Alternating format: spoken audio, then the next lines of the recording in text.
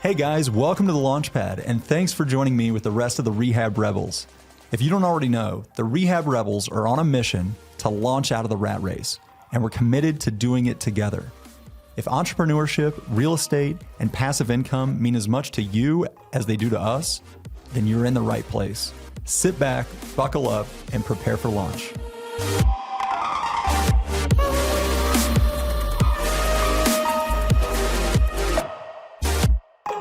If you're enjoying our episodes, don't forget to subscribe to the Launchpad and like us on Spotify. Just tap one of the links below. By subscribing, you'll get new episodes delivered straight to your library every week. Today, we have the pleasure of spending some time with a true craftsman. Shawn Moore takes a very hands-on approach with his business and sees some great results because of it. He was even picked up by HGTV to feature a couple of his most recent projects. Shawn is proof that rolling up your sleeves and knowing the ins and outs of your business will absolutely pay off. Hello, Rehab Rebels. I'm here today with Shawn Moore. Shawn started Many Moore Properties LLC in 2019, and the company has lived up to its name, flipping more than 20 houses since it was formed just 5 years ago. Shawn worked in the printing industry through the 90s and the 2000s, and then moved on to work at Harley Davidson for over 16 years. In 2019, Shawn's friend and realtor inspired him to quit his stable career at Harley Davidson and to get into real estate investing full-time. Soon after making such a courageous decision, Shawn was offered a great job at Honeywell, and he had the courage and the conviction to stick to his plan. He denied that job, and the rest is history. So Shawn, thank you so much for joining us today. Your story of courage and conviction is truly inspiring for me, and I know it will be for all of our audience. Thank you. How were you able to find the courage to pull the trigger and to take the leap into your own business and deny that safe job offer that you got? Yeah, it took a lot of convincing with, speaking with Lance of what my next move was going to be. At the time, I didn't have a choice that I needed to make a next move because the plant was shutting the doors. So I had to find something else. And, the flipping houses was something I'd always thought about that I wanted to do, but I'd never pulled the trigger, never had the courage to do it. So once I talked to Lance a little more about it, and he said, I've got your back. We can look for I'll help you, walk you through the process and look for the deals, and you can do this. So I kind of went back and forth on whether to do it or not do it, and I was still looking to maintain that job security, which I'd always had for 30 years of my life since I was out of high school. So it was nervous, and I had a couple other friends. They're self-employed, and they told me they would help me out along the way if I stumbled anywhere, had some problems. So I had a lot of support from friends and family to get into the business on my own. What did that feel like? What were those emotions feeling like before you finally decided? You're thinking about it, you're weighing the options. What are you feeling during that? I was nervous. I was real nervous. A lot of it, just not having that weekly paycheck at the end of every week of waiting, but just the support from everybody that was going to help me out, and people had friends that were my good friends, electrician, another friend that was already into flipping houses, so they kind of was hoping to help me out with some, give me some pointers on things to do and what to watch for. And did you have a bit of a nest egg going into it? When Harley closed the doors, they gave us a severance package. So that was my big opportunity also, that, to be able to have that one chunk of money to be able to do something with. So I could get out there and get me a house, and then still have that money to live on until the house, until we got rolling with selling some houses. How many months of runway did you have when you got started? They give you the severance package. How long until you needed to be making money? We were probably pretty good for about 5 months, maybe. Just 5 months. Yeah. So the pressure was on. Yeah, a little bit. Yeah, that's intense. So having worked at Harley, big name company, I'm sure they're very organized.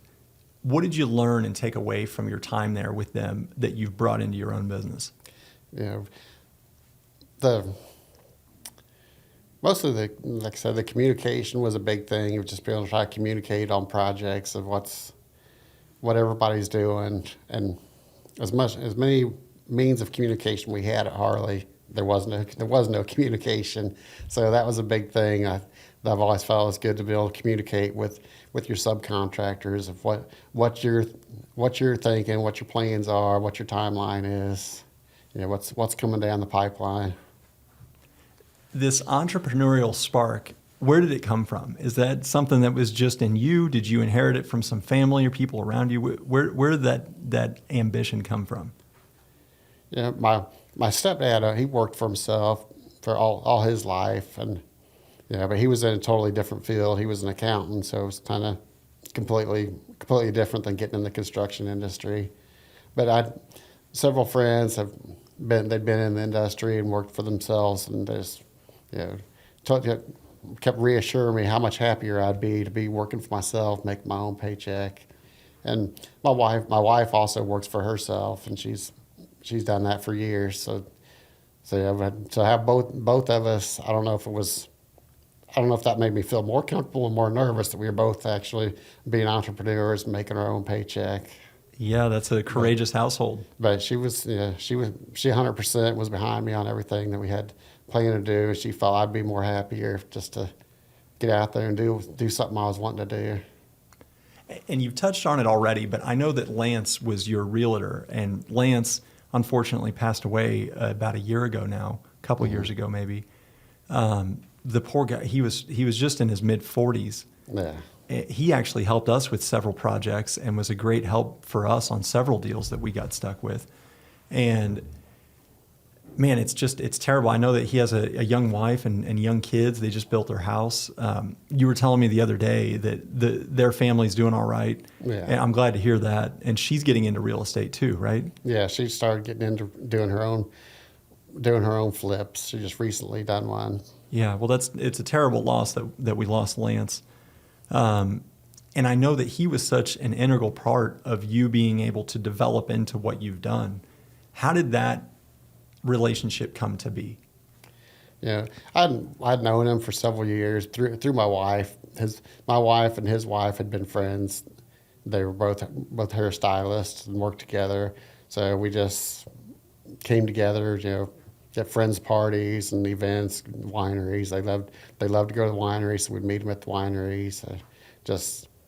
And once we came down to the point of where I was needing to make a decision, he started telling me, just jump in there and jump in. I got your back. I can help you, walk you through all the process. And he told me at the time, he said, I've talked to some different lenders. I have a new lender I'd like to get you to meet with, which was you guys. And that kind of things just started from there. Whose idea was it? Did he bring up, hey, Lance, you ought to flip some, or hey, Shawn, you ought to flip some houses?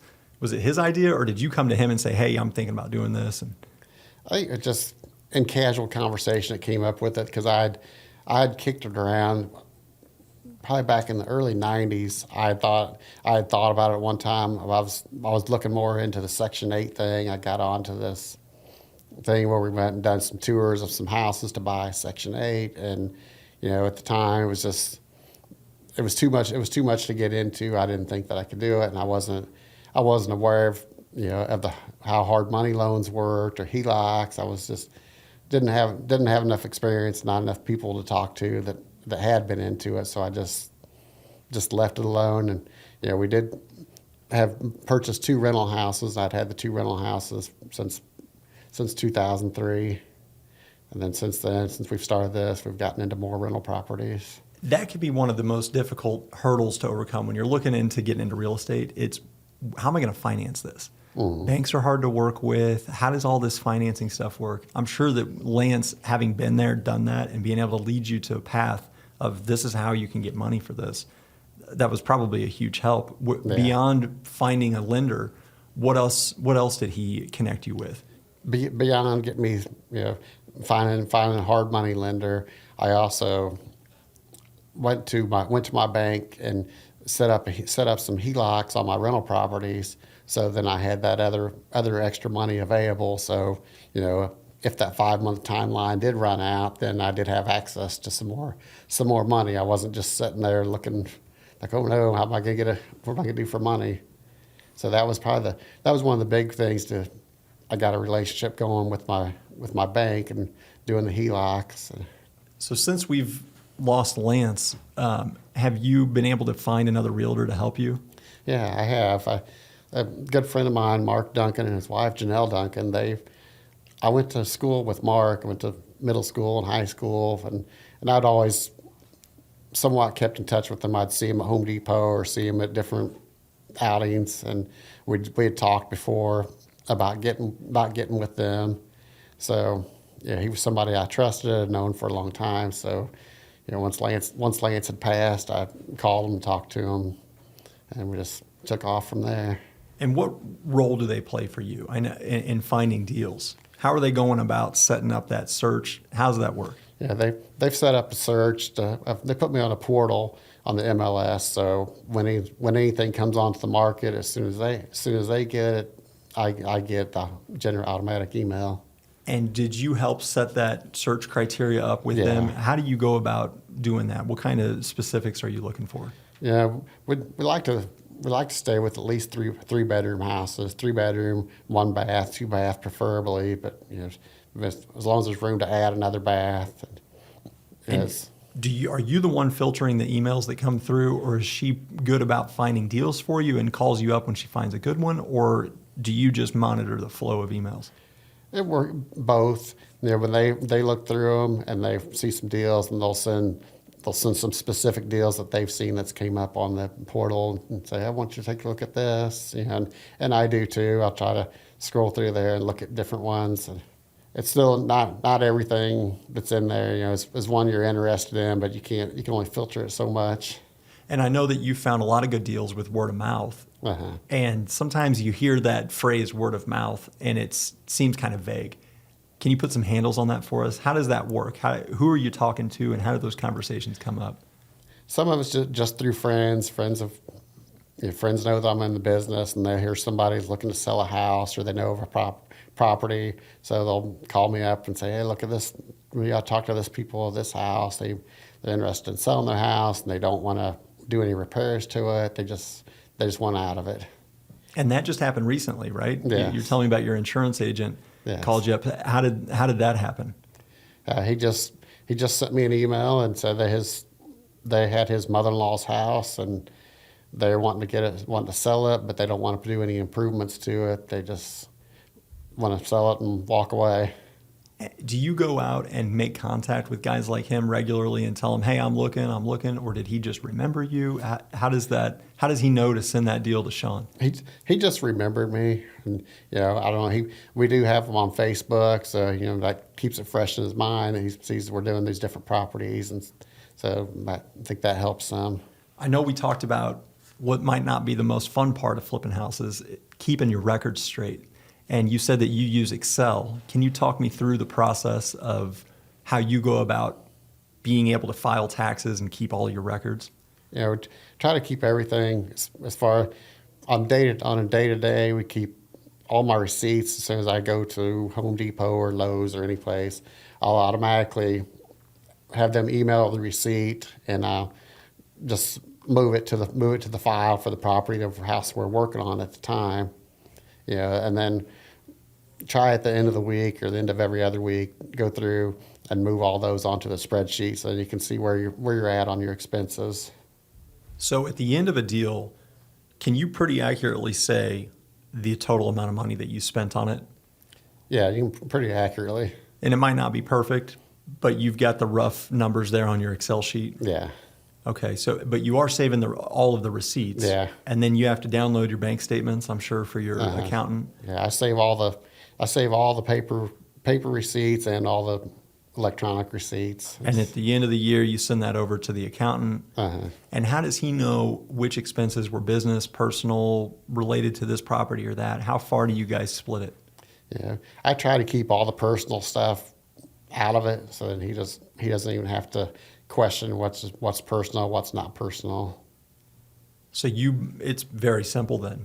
It's money in, money out. The money out is business expenses. Yeah. You're not does he depreciate properties that you own? Yeah, he does. Okay, so there is a little bit of complexity there, but the flips, it's just money in or on the sale, and money out on the purchase and the repairs, and you know what you made or lost between the two. It's pretty simple. Yeah, he mostly if he can see the closing statement from when we bought the house, and then the closing statement from when we sold the house, then I just need to fill in the gaps there of what we've spent on the houses. I know that you spend some time working on the projects. How do you go about managing your crews? Yeah, I try to be there on a daily basis, at least. If I'm not in there doing some work, come in and talk to them about what the next plan is, what we're going to do. Just go over the whole plan of the house. I picture your life and I've been there. I've been in your shoes before on some projects, and that morning, getting there on the job site, stopping by Quick Trip on the way, grabbing the cup of coffee, getting there with the fresh morning air, the crew's showing up, they're working on your dream, you're making a difference in the neighborhood. It's just a really cool and fun experience. Yeah, it definitely is. It's a different feeling when everybody shows up to work and you have a whole crew in there just knocking it out, getting everything done. Then there's the days when you show up and there's no crew there. Those are the down days. And how often does that happen? It doesn't happen real often, but more often than what I'd like. When do you make the call on, okay, enough is enough, I got to get rid of this guy, I can't handle this anymore? Yeah, if somebody's just consecutively not showing up or showing up and not getting anything done, it's if they're putting everything else behind, then it's time to move on. But I probably give them more lax probably than what I should be on most of them. But most of the guys I've had since the beginning, they always come through. They don't come through at the pace that I want them to come through sometimes. And how bad is it? Are we talking they'll be gone for weeks, or is it just they're a few hours late in the morning? Sometimes it's a matter of a few hours, or not showing up for a day or 2 days. And then the most frustrating part probably is if you don't have the lack of communication. You're calling them, hey, where are you guys at? Are you coming? And nothing. Those are probably the frustrating moments of it. So what's your approach on that? Do you try to control that and eliminate that problem, or have you learned to just adapt and to roll with it? Probably more adapt and roll with it. I try to control it, but they're all subcontractors. They're their own employees, so they can't. It's hard to manage. It's hard to manage what they're going to do. Tell them you need to show up, and I know some of the guys they're trying to do other jobs while they're working on your jobs, but.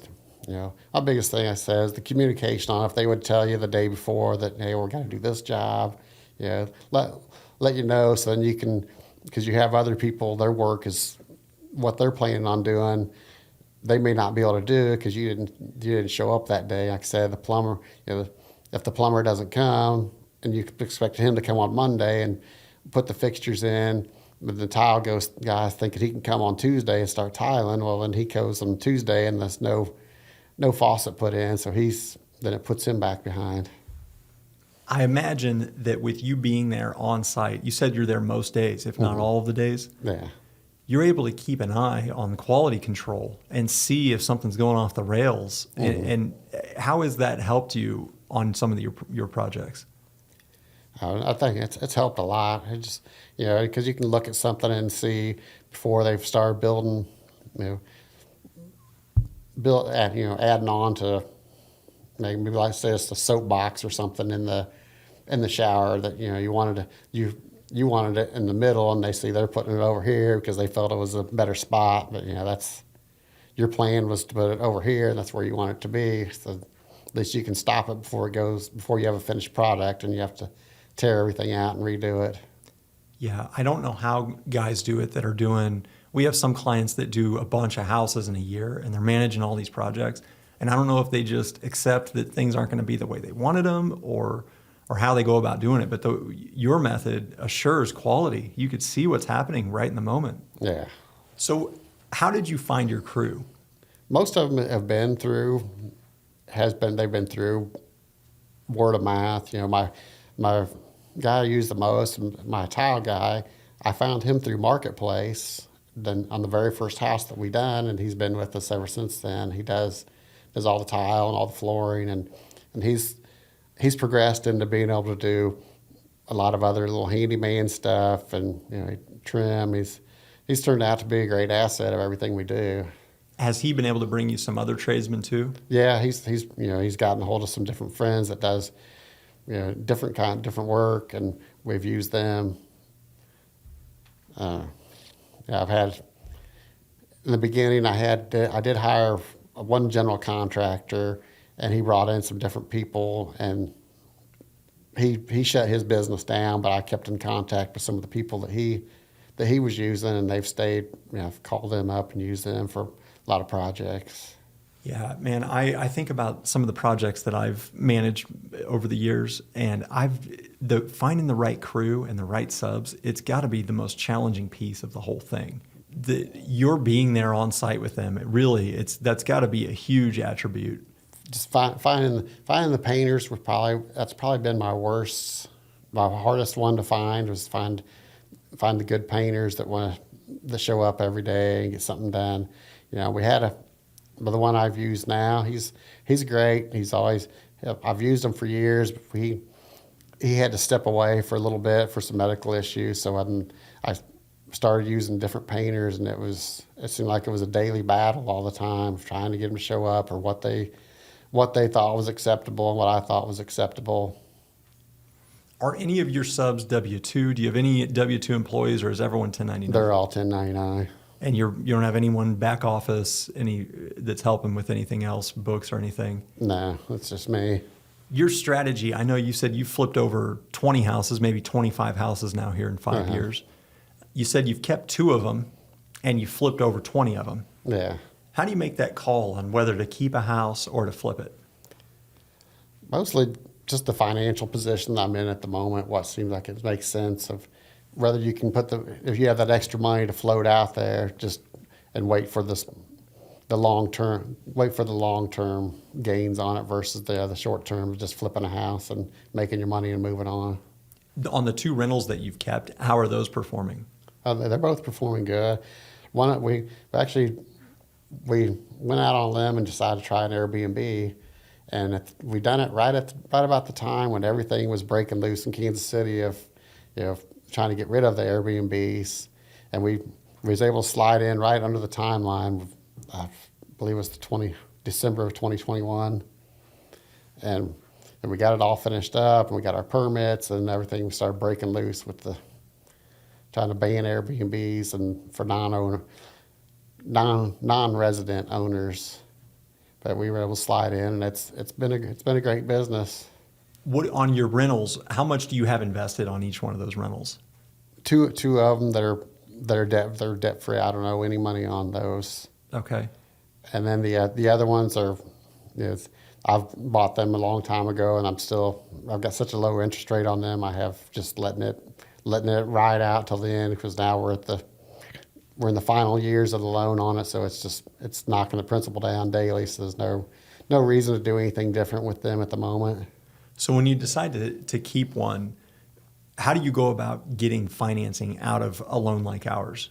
I turn it over. If I buy it and I borrow the money from you, then I would go to my bank and get a traditional loan on it.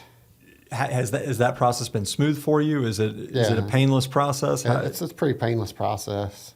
And do you have plans to do more of those? Yeah, I plan to. Yeah, I'd like to probably get maybe at least 3 more rentals going into I'm 54 years old now, so I don't want to stay working a whole lot longer, but I want to stay in the business. On the rentals you have, do they each have positive cash flow? Yeah, they do. Yeah, that's great. And are they all Airbnb or? No, just one Airbnb, and the rest are just long-term rentals. Okay. So there's this house that you told me about, and the guy found a sewer problem, and he started investigating that sewer problem, and his investigation grew costly, and it turns out that maybe it wasn't necessary. What happened there? Yeah, we purchased the house. Well, we normally do a sewer scope on a house before we buy a house. that's probably one of the biggest things we look out for, because the cost of a sewer replacement can get expensive quick. So we tried to do a sewer scope, and he had done the sewer scope and thought that there was an offset in the pipe where it had shifted at some point. So we negotiated that into the price of the house. And once we purchased the house and got in there, we made the mistake of not locating the pipe, of just thinking that he knew it was automatically just going out the front to the manhole out front. So we got the mini excavator over there and started digging up the front yard. So you're saying that there's a device that you could run down the sewer that'll tell you where it goes out in the yard, which direction, the backyard, front yard, where it's located? Yeah. So that exists, but he didn't use that. Right. Okay, so what was his approach? And so he just thought, because he could see the manhole out there, and he assumed it just was going to the manhole that was out there by the sidewalk.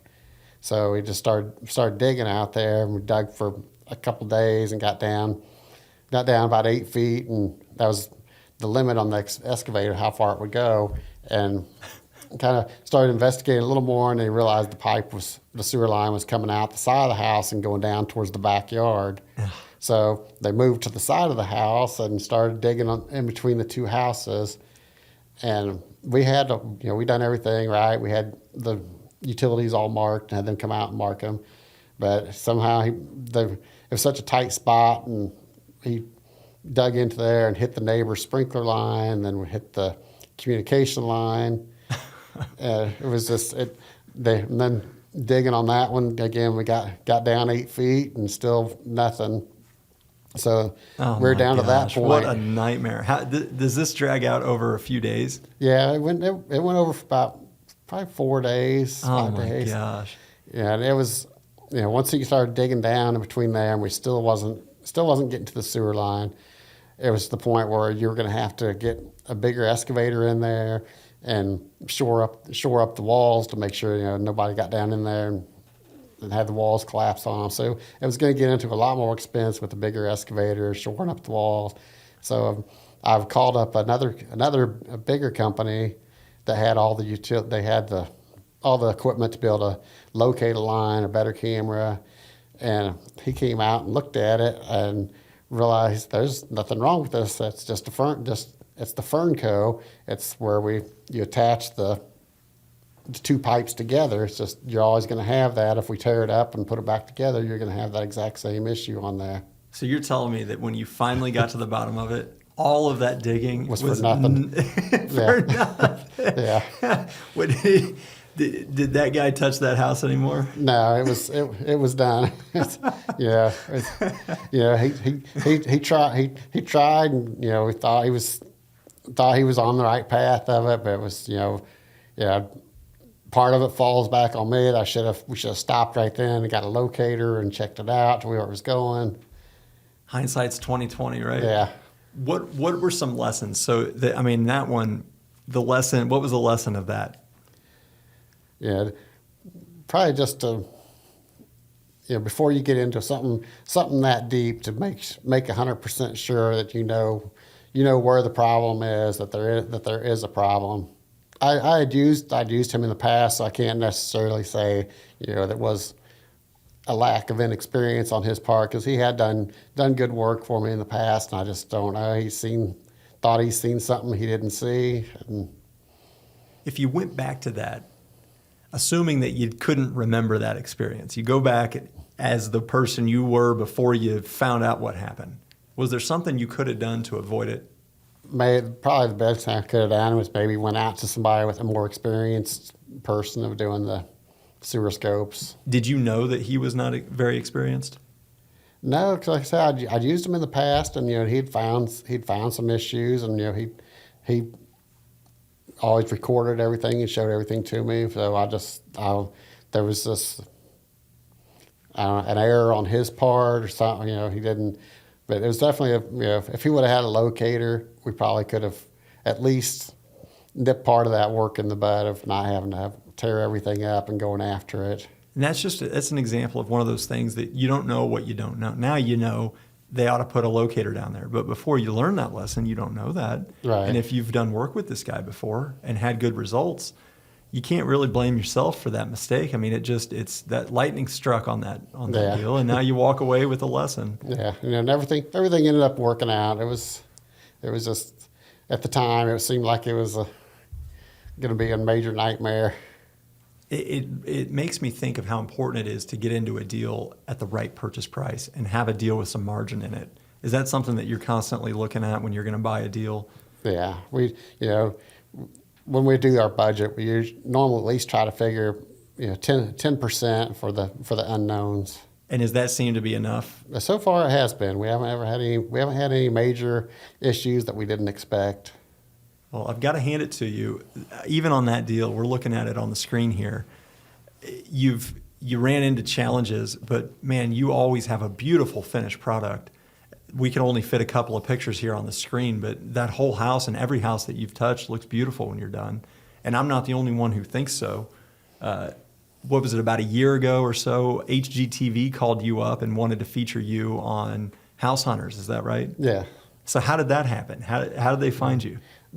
I'm not sure exactly how they found us. The producer reached out to Lance and told Lance that they wanted to use it on an upcoming House Hunters.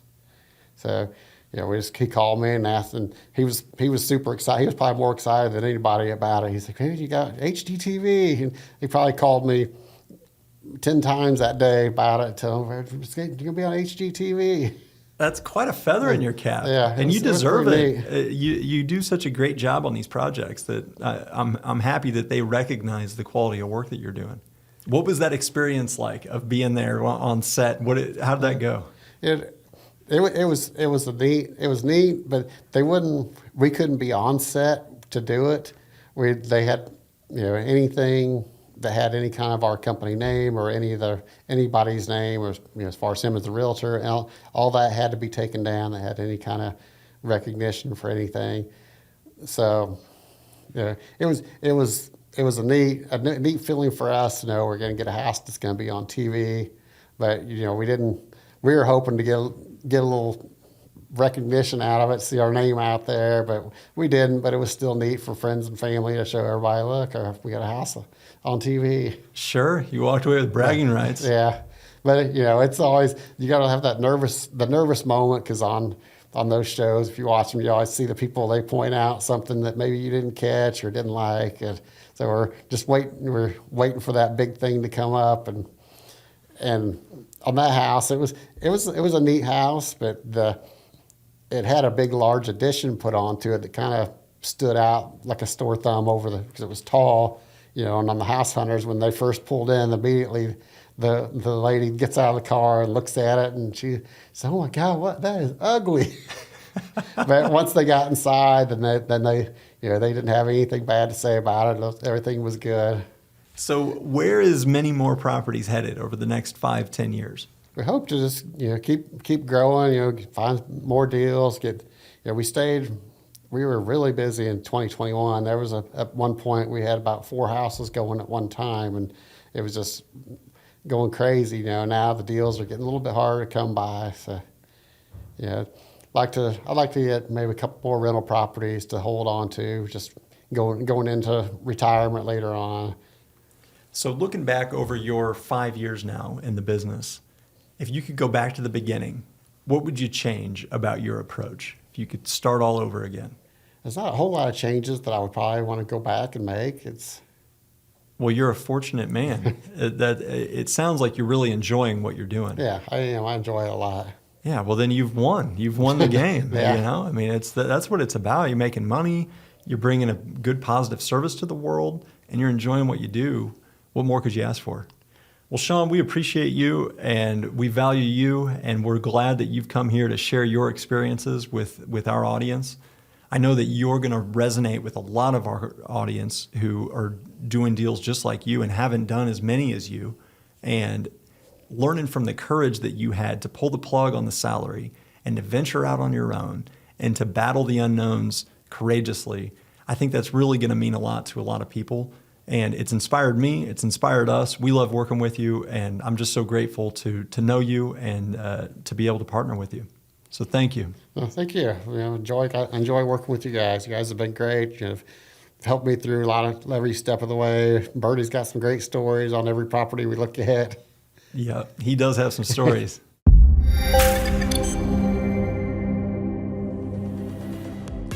Hey, Rebels, we'd love to hear from you. Please take a moment to rate and review the Launchpad. Your feedback helps us improve and reach more listeners like you. We'd love to talk with you about how we can help, whether that's financing your next deal or partnering with us as a passive investor. If you have any questions or would like to learn more, leave us a comment and one of our team will reach out to you.